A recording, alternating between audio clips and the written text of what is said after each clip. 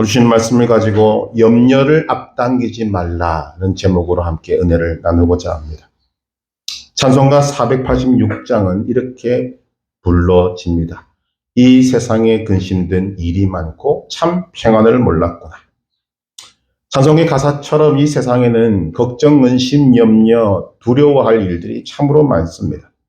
그래서 이들에 대한 수많은 명언, 속담, 글귀들이 세계 모든 나라에 다 있습니다. 미국 작가인 윌 로저스는 걱정은 흔들 의자와 같다. 계속 움직이지만 아무 데도 가지 않는다라고 말합니다. 티베트란 나라의 속담은 이런 것이 있습니다. 걱정을 해서 걱정이 없어지면 걱정이 없겠네.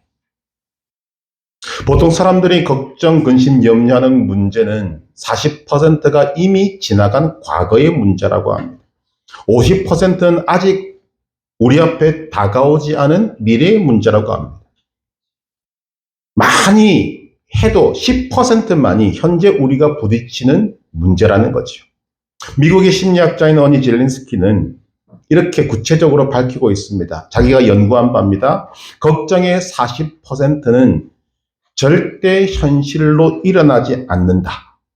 걱정의 30%는 이미 일어난 일에 대한 것이다.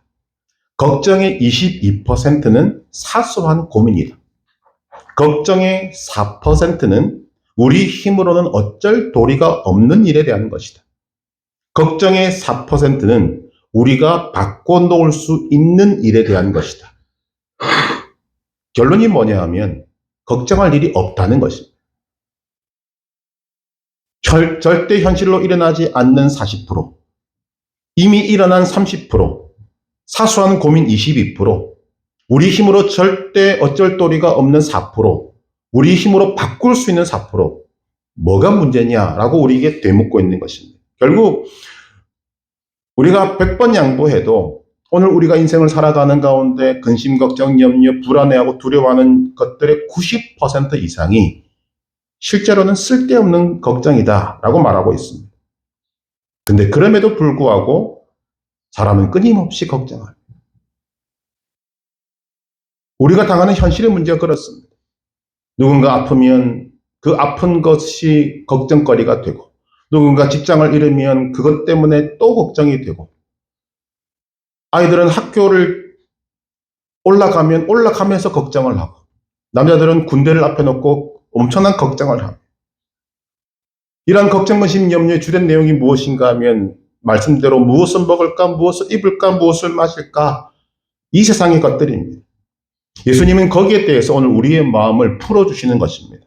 33절 같이 읽습니다. 그런즉 너희는 먼저 그의 나라와 그의 의를 구하라. 그리하면 이 모든 것을 너희에게 더하시리라. 믿으시기 바랍니다. 이 말씀의 강조점은 여러 가지가 있습니다만 먼저 너희를 강조합니다. 너희, 즉 하나님의 자녀들은 세상 사람들과 차원이 다르다고 말씀하십니다. 우리가 공감하듯이 모든 사람들이 인생을 힘들게 살아갑니다. 힘들지 않은 사람 단 한 사람도 없습니다.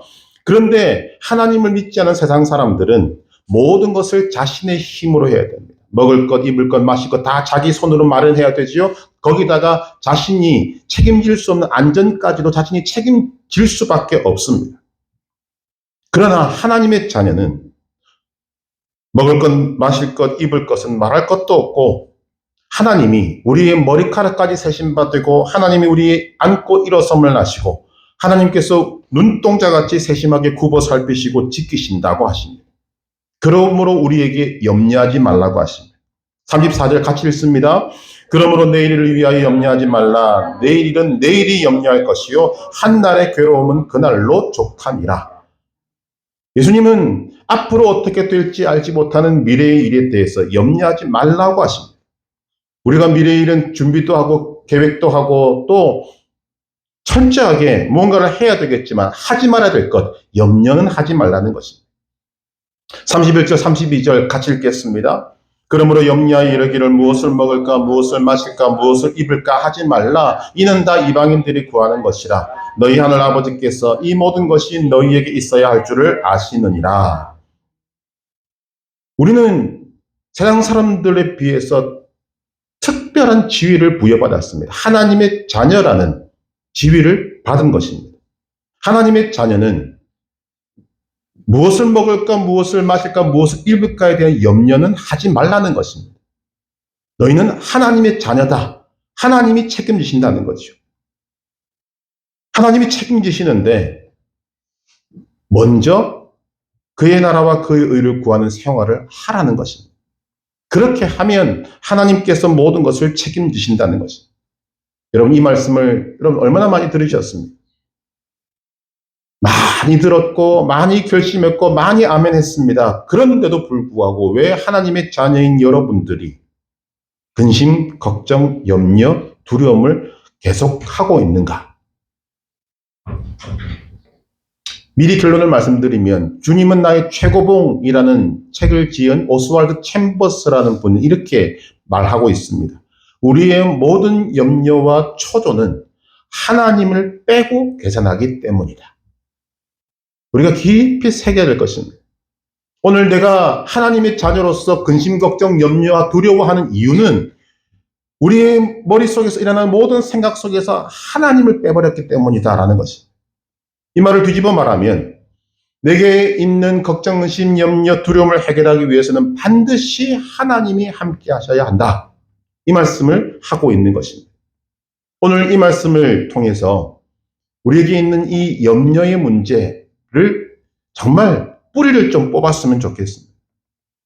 여러분, 염려, 근심이 우리에게 어떤 해를 끼치는가 하면 어떤 통계에 보니까 질병의 90% 이상이 걱정, 근심, 염려 때문이라고 하는 통계가 있습니다. 그래서 성경은 뭐라고 말하는가? 잠언 4장 23절 무릇 지킬 만한 것 중에 더욱 네 마음을 지키라. 생명의 근원이 이에서 나느니라.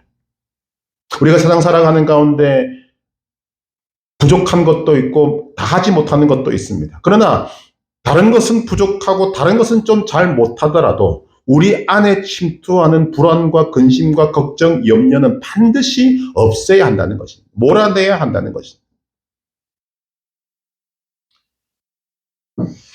수천억짜리 호텔을 몇 개나 가지고 있었던 부자인 하워드 휴라는 사람이 있었습니다. 이 사람이 죽었는데 뭐로 죽었는가? 영양실조로 죽었어요. 어마어마한 호텔을 여러 개 갖고 있는 그 엄청난 부자가 왜 영양실조로 죽었는가? 이 사람에게는 의심병이 있었어요. 사람들이 자꾸 자기를 죽인다는 상상을 하는 거죠. 그래서 사람들이 있는 곳에 돌아다니지도 못하고 식당에서 파는 음식을 제대로 먹지도 못해서 자기 소유인 호텔의 깊은 구석방에 틀어박혀서 신선한 조리된 음식을 먹지 못하고 깡통 음식만 조금씩 먹으면서 산 것입니다. 그래서 그가 그런 삶을 살다가 죽기 일보 직전에 서야 의사를 불렀습니다. 앰뷸런스를 타고 가는 와중에 죽었습니다. 시체를 부검을 해보니 놀랍게도 사인이 영양실조였다는 거죠. 이해가 안 되지 않습니까? 수천억 가진 호텔을 여러 개 가진 그 부자가 왜 죽었는가? 걱정, 근심, 염려, 불안 때문에.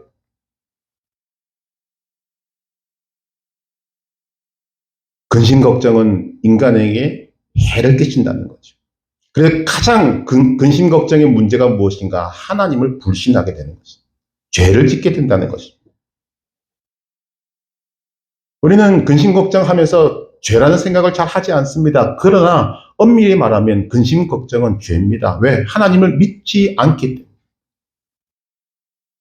누군가 조사를 했습니다. 성경에 걱정하지 마라, 근심하지 마라, 염려하지 마라, 두려워하지 마라는 말씀이 몇 번 기록되어 있는가? 오차가 있습니다만은 365번 내지 366번 기록되어 있다고 합니다.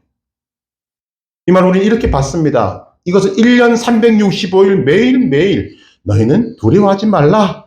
이 말씀을 하나님께서 우리에게 전하고 계시는 것입니다.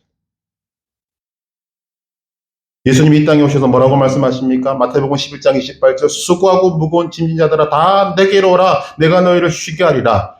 예수님이 지금 농담하시는 것이 아닙니다. 예수님이 책임도 지지 못할 말씀을 그냥 이렇게 듣기 좋으라고 하셨습니까? 아닙니다. 실제로 예수님은 우리의 모든 짐을 맡으실 수 있는 능력 있는 하나님이십니다.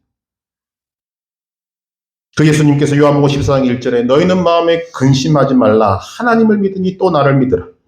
이사야 41장 10절 두려워하지 말라. 내가 너와 함께함이라. 놀라지 말라. 나는 네 하나님이 됨이라. 내가 너를 굳세게 하리라. 참으로 너를 도와주리라. 참으로 나의 의로운 오른손으로 너를 붙들리라. 하나님께서 우리에게 구약 신약 할 것 없이 끊임없이 우리에게 말씀하시는 거죠. 히브리서 13장 6절 그러므로 우리가 담대히 말하되 주는 나를 돕는 이시니 내가 무서워하지 아니하겠노라. 사람이 내게 어찌하리요. 디모데후서 1장 7절 하나님이 우리에게 주신 것은 두려워하는 마음이 아니요 오직 능력과 사랑과 절제하는 마음이니. 여러분 우리 속에 일어나는 두려운 마음은 하나님이 주신 것이 아닙니다. 그러면 추천은 한 군데밖에 없습니다. 마귀가 주는 것입니다. 그것을 허용하는 것 죄를 짓는 것입니다. 하나님을 불신하는 것입니다. 그러므로 걱정, 의심, 염려하는 마음이 나를 찾아올 때, 내 마음을 두드릴 때 우리는 그 배후를 알아야 합니다. 알고 있습니다. 마귀입니다. 그래서 그 두려운 마음이 찾아올 때 마음을 차단시키고 주 예수 그리스도의 이름으로 마귀를 꾸짖고 물리치면 여러분들을 피하게 될 것입니다.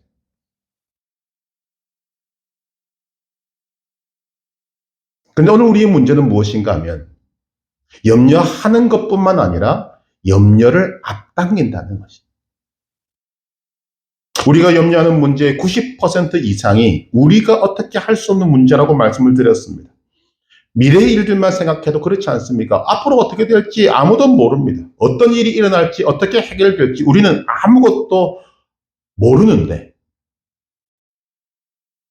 염려는 지금 하고 있고 미래에 일어날 일들을 가득 끌어와서 앞당겨서 한다는 것입니다. 일어나지도 않는 일, 그리고 어떻게 될지 알 수도 없는 일. 지금은 어려워 보이고 힘들어 보이지만 그때 가보면 잘 해결될 수 있는 일들임에도 불구하고 미리 앞당겨서 염려는 하고 있더라는 거죠. 얼마나 많이 이런 앞당긴 염려를 하는지 모릅니다. 몇 년 전에 제가 그런 실제 일이 있었고 그런 말씀을 드렸습니다. 제 친구 중에 나이 50에 아이 돌잔치를 한 친구가 있습니다. 50의 돌잔치. 이미 세상 사람들이 보기 걱정거리가 보이죠. 그 돌잔치 때 이 친구가 이런 이야기를 합니다. 이 아이가 대학교 들어갈 때 제 나이가 70입니다. 이게 걱정이 된다는 말이지 않습니까? 그런데 쓸데없는 걱정이라는 거죠. 아이는 그렇다 치고 돌잔치를 하고 있을 때 그 친구가 70세까지 산다는 보장이 어디 있습니까? 그런데 그런 이야기를 하고 있다는 거죠. 어떤 사람은 갓 태어난 갓난아이를 품에 안고 얘를 대학 공부를 내가 어떻게 시킬까? 이 고민을 한다고 합니다. 요즘 젊은이들은 결혼에 대해서 고민이 많다고 하죠. 부정적인 생각들이 가득 찹니다. 가장 근본적인 이유가 무엇인가 하면 결혼할 돈이 없다는 것입니다. 이 고민은 꼬리에 꼬리를 물고 이어집니다. 그래서 결혼을 해도 아이를 낳을 수 있을까 고민하는 거죠. 왜? 아이를 낳아 키울 돈이 없다는 거죠.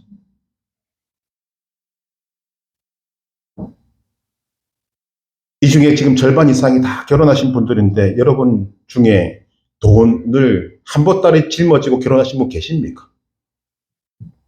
돈이 차고 넘쳐서 아이를 키운 분 계십니까? 숟가락 젓가락만 들고 결혼한 사람도 많고요. 소위 말하는 단칸방, 월세방에서 시작한 부부도 많습니다.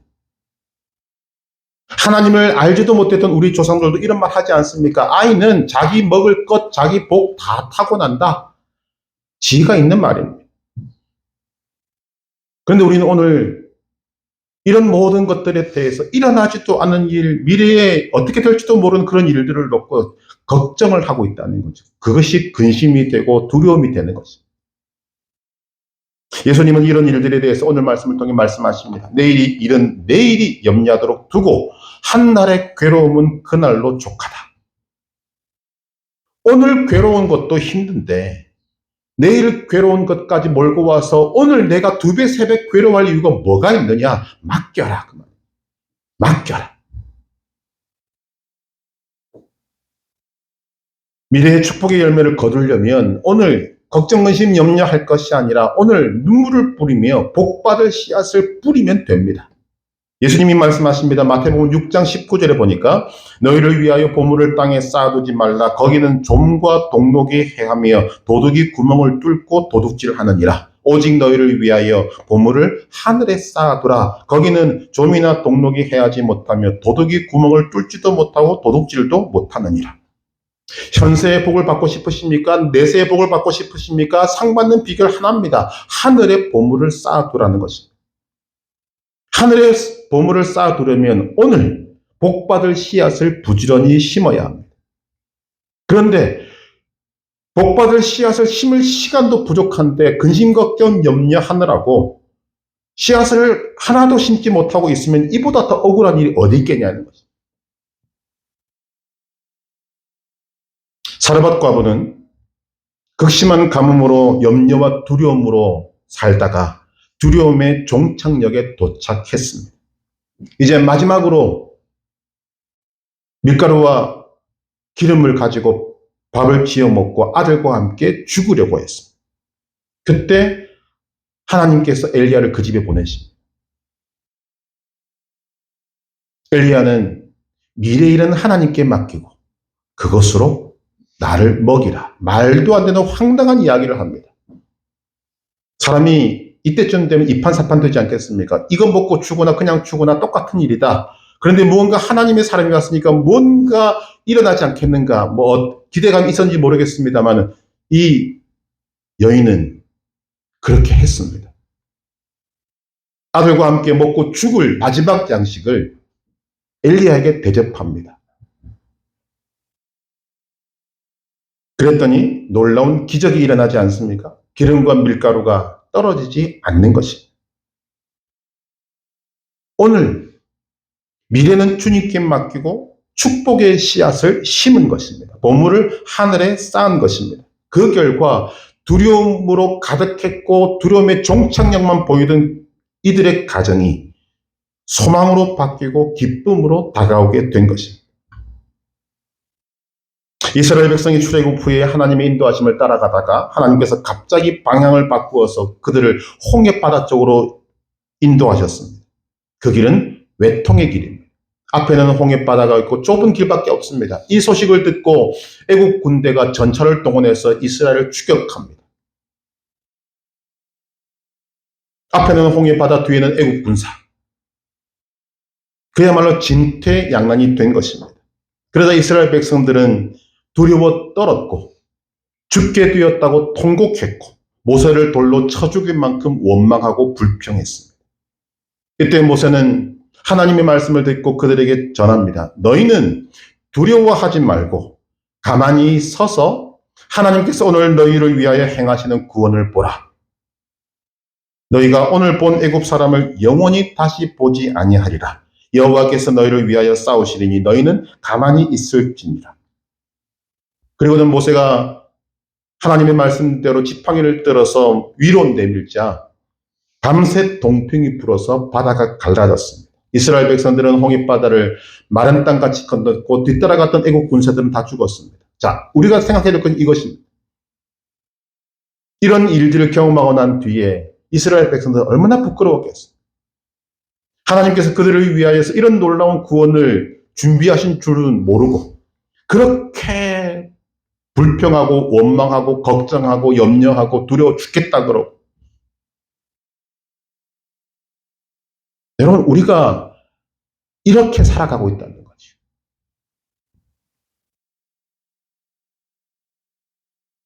하늘에 속한 사람이라는 책이 있습니다.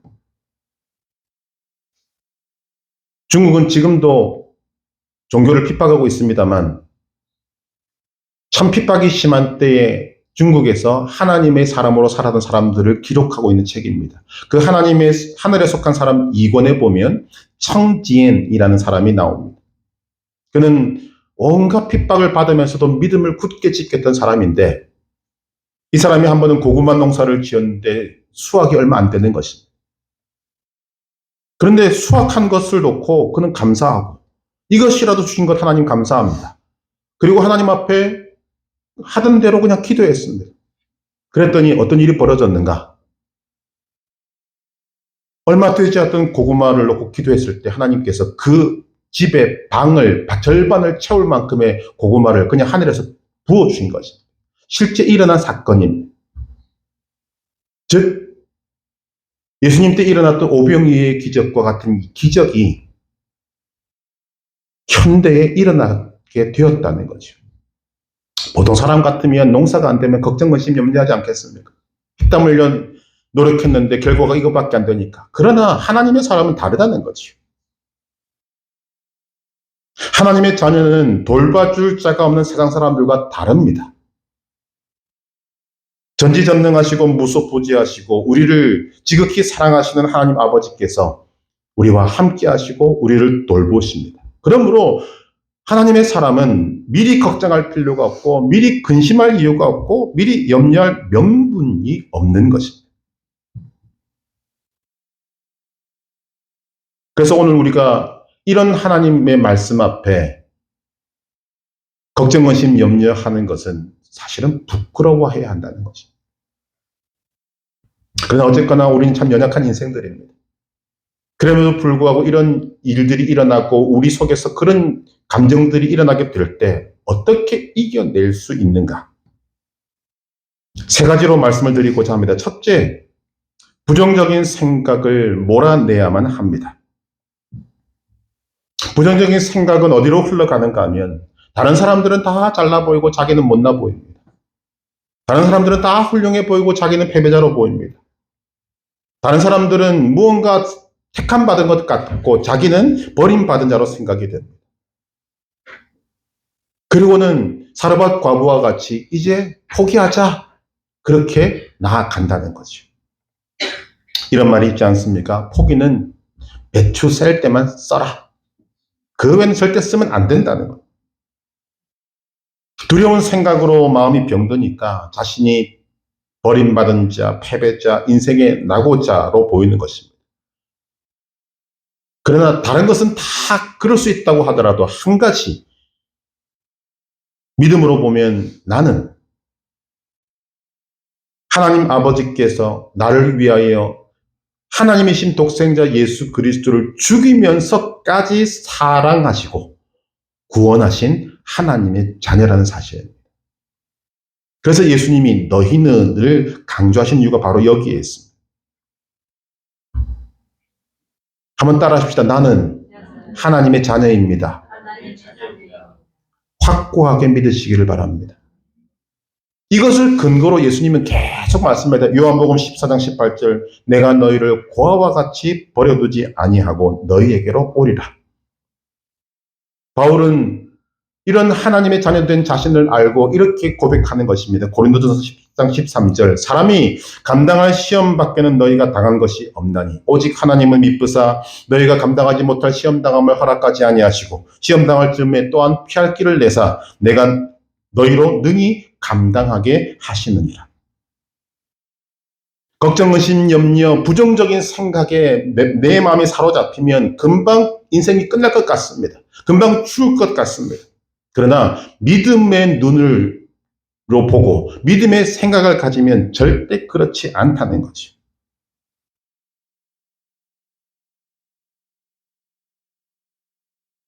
죽을 만큼 고생한 다윗이 이런 고백을 하고 있지 않습니까? 시편 23편 4절 내가 사망의 음침한 골짜기로 다닐지라도 해를 두려워하지 않을 것은 주께서 나와 함께 하심이라 주의 지팡이와 막대기가 나를 안위하시나이다. 6절에 뭐라고 이야기합니까? 내 평생의 선하심과 인자하심이 반드시 나를 따르리니 내가 여호와의 집에 영원히 살리로다. 우리는 욥의 고난의 대명사로 이야기합니다만 욥기를 통해서 하나님이 드러내고자 하신 것이 무엇인가 하면 그렇게 믿음 좋았던 사람, 하나님이 인정하는 믿음의 사람조차도 그의 심령 깊숙한 곳에 두려움이 존재했다는 것입니다.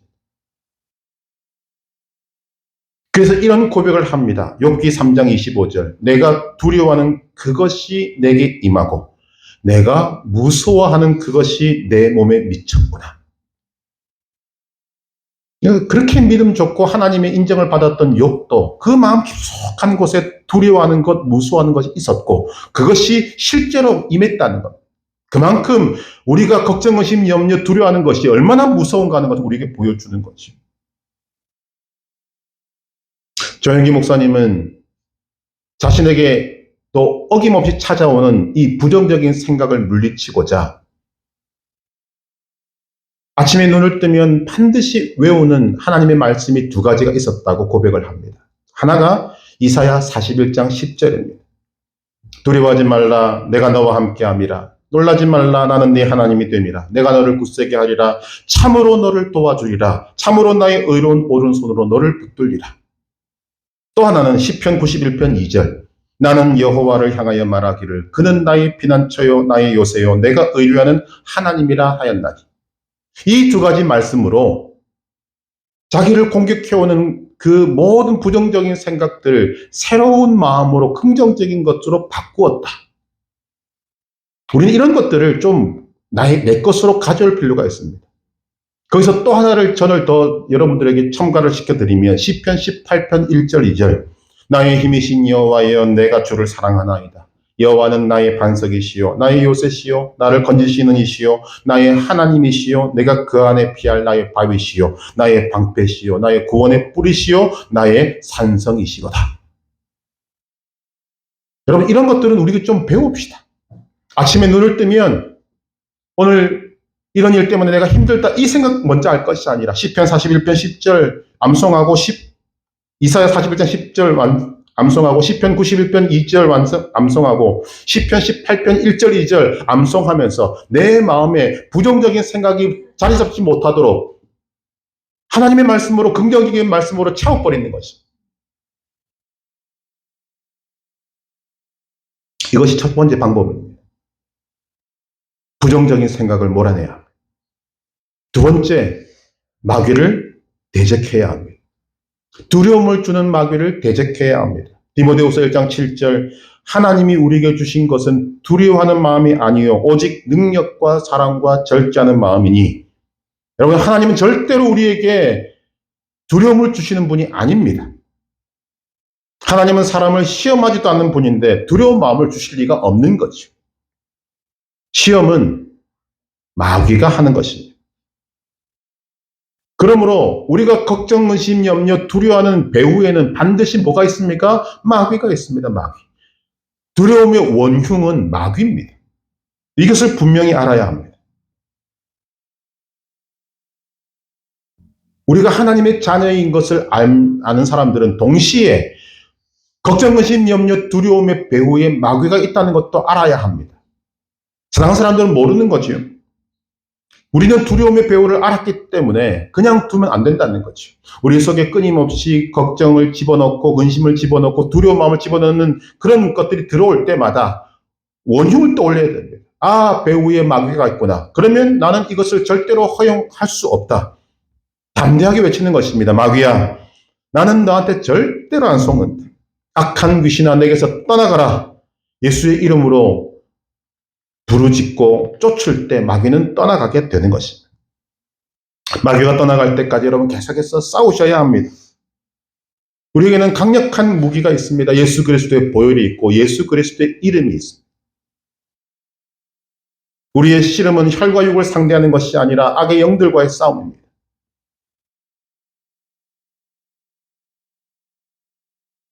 사실 오늘 말씀은 가장 먼저 첫 번째 적용자는 저입니다.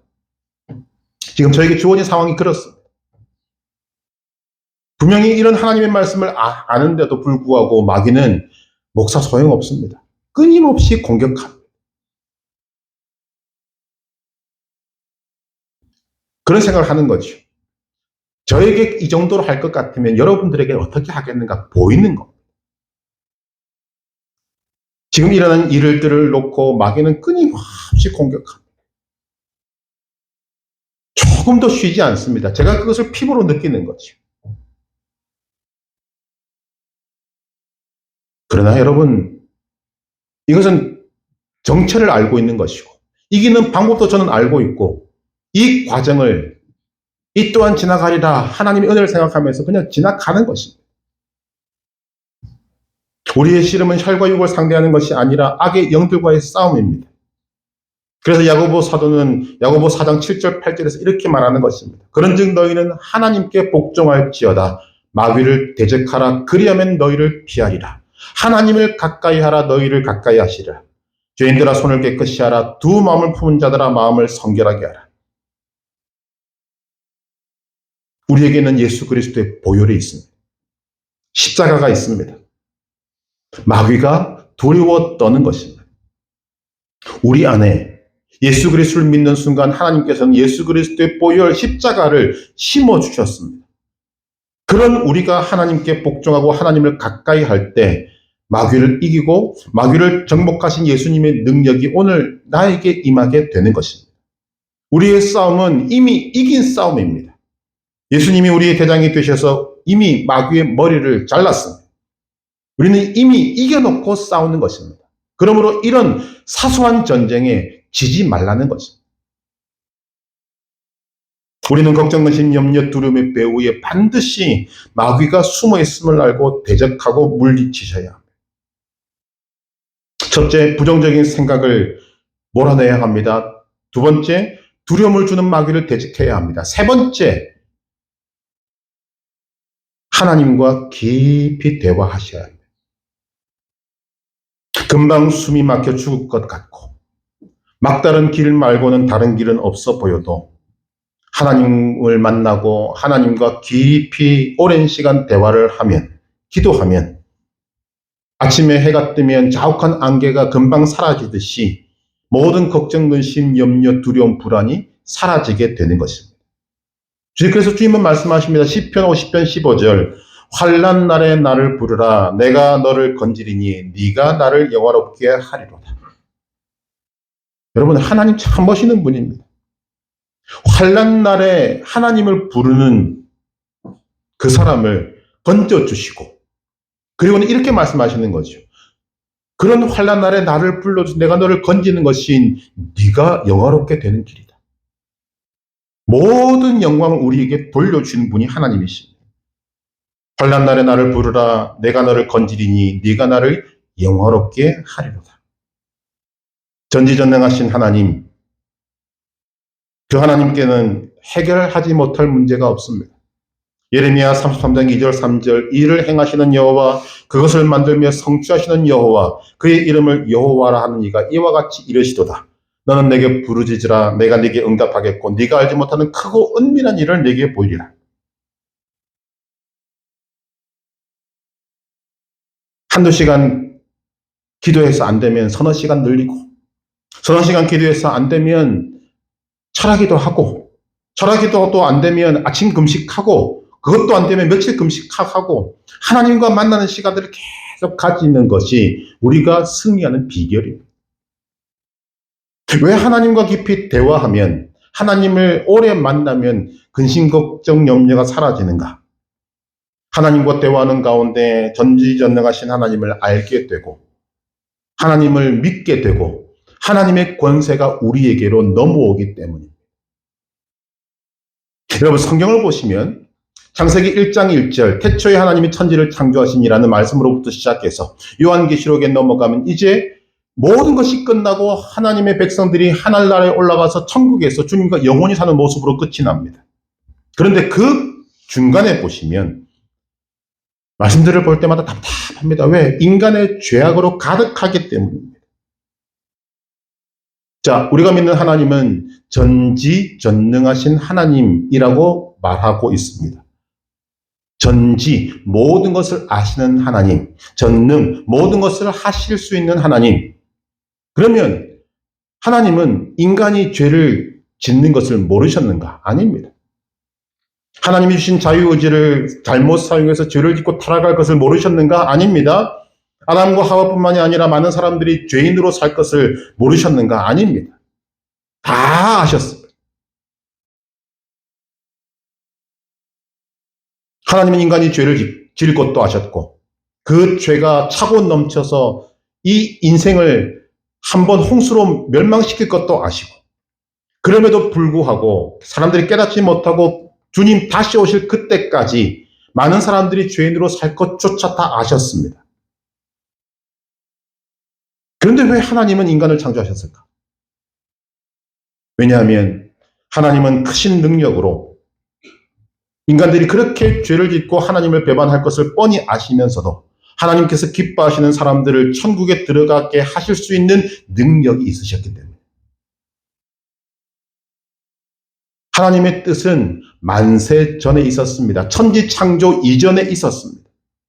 인간의 타락도 만세 전에 아셨고, 이를 구원할 예수 그리스도의 죽으심과 부활, 승천도 만세 전에 아셨고, 심판주로서 다시 재림하실 예수님도 아셨고, 그리고 구원받은 자들과 함께 천국에서 영원히 살 것조차도 다 아셨습니다. 모든 것을 만세 전에 계획하셨고, 그리고 그 과정을 하나님은 뜻을 이루어 가고 계시는 것입니다. 그래서 요한계시록 1장 8절, 21장 6절, 22장 13절에 동일한 말씀을 하고 있습니다. 나는 알파와 오메가라. 나는 처음이요 마지막이라. 거기에 담겨 있는 것이 그것입니다. 인간이 아무리 죄를 지어도, 인간이 아무리 배반해도, 인간이 하나님의 속을 그렇게 긁어놓아도 나는 내 뜻을 이룬다. 왜? 나는 전지전능한 하나님이기 때문이에요. 여러분, 이 하나님을 믿으십니까? 지난번에 예언에 대해서 말씀을 드릴 때, 예언은 단순히 미래에 일어날 일을 말하는 것이 아니라는 말씀을 드렸습니다. 성경이 말하는 예언은 단순히 미래에 일어날 일이 아니라 미래에 행하실 하나님의 모습을 말하는 것이 예언입니다. 하나님만이 하실 수 있는 것. 그래서 하나님께서 소위 존재하지도 않은 우상을 놓고 뭐라고 말씀하십니까? 너 할 수 있으면 해봐라. 네가 행할 것을 미리 말하고 말한 대로 행해보라. 그럼 내가 너를 신으로 인정해줄게. 이사야 41장 21절 이하에 그렇게 말씀하십니다. 네가 정말 신이라면 미래에 행할 것을 네가 먼저 말해라. 그리고 말한 대로 이루어 보라. 그러면 내가 너를 신으로 인정해줄게. 무슨 말입니까? 너는 못한다는 것이다. 그러나 여호와 나는 한다. 그게 예언입니다. 이런 하나님이시기 때문에 걱정, 근심, 염려, 두려움이 아니라 하나님은 우리에게 소망을 주시는 것입니다. 하나님은 소망의 하나님이십니다. 그래서 로마서 15장 13절 소망의 하나님이 모든 기쁨과 평강을 믿음 안에서 너희에게 충만하게 하사 성령의 능력으로 소망이 넘치게 하시기를 원하노라. 여러분, 왜 우리가 하나님을 믿습니까? 소망이기 때문입니다. 마귀는 우리에게 걱정, 근심, 염려, 두려움, 불안, 초조를 밖에 줄 것이 없지만 하나님은 그런 속에 있다고 할지라도 그것을 소망으로 바꾸시는 것 뿐이고 소망을 이루시는 분이십니다. 그래서 바울은 전지전능하신 하나님, 소망의 하나님을 알고 나서 이렇게 고백하는 것입니다. 고린도후서 4장 8절 9절 우리가 사방으로 우겨쌈을 당하여도 쌓이지 아니하며 답답한 일을 당하여도 낙심하지 아니하며 박해를 받아도 버림받지 아니하며 거꾸로 뜨림을 당하여도 망하지 아니하고. 이런 고백을 할 수 있는 이유가 무엇입니까? 전능하신 하나님을 믿기 때문에. 전능하신 하나님이 소망의 하나님이 되시기 때문입니다. 하나님과 깊이 대화할 때 우리는 이런 하나님을 알게 됩니다. 하나님의 능력을 알게 되고 믿게 됩니다. 나를 향한 사랑이 여러분이 생각하고 있는 그 사랑보다 훨씬 더 크다는 것을 알게 됩니다. 그런 하나님이 어떤 심령으로 예수 그리스도를 죽이면서까지 여러분들 사랑하셨는지를 하나님과 대화하면서 하나님을 가까이 하면서 알게 되는 거죠. 하나님을 신뢰할 수밖에 없습니다. 하나님을 깊이 만나면, 하나님과 깊이 오래 대화하면 이런 하나님의 마음이 고스란히 전해져 오는 것입니다. 그러는 가운데 우리 속에 걱정, 근심, 염려로 얼룩진 우리의 어두운 것들이 사라집니다. 쫓겨납니다. 그래서 감사와 기쁨이 충만하게 되는 것입니다. 그것이 단적으로 나타나는 것이 바로 모세가 40일 동안 하나님을 대면하고 난 다음 그의 얼굴에 난 광채입니다. 여러분, 사람의 얼굴에 광채가 날 수 있습니까? 좋은 화장품을 얼마나 찍어 바르면 그렇게 광채가 날 수 있습니까? 절대로 안 납니다. 하나님과 40일 동안 먹지도 마시지도 않고 잠도 자지 않고 하나님과 함께 했던 모세. 그 속에 어두움이 존재할 수가 없는 거지. 다 쫓겨난 거지. 모세도 인간이라면 그 속에 욕과 같이 우리와 같이 어둠이 없을 수가 없는데 하나님과 오래 만나는 가운데 다 쫓겨나고 자신도 어찌할 수 없는 하나님의 광채가 모세의 얼굴을 통해서 드러나게 된 것입니다. 이것이 우리에게 주시는 하나님의 걱정, 의심, 염려, 두려움을 물리치는 방법입니다.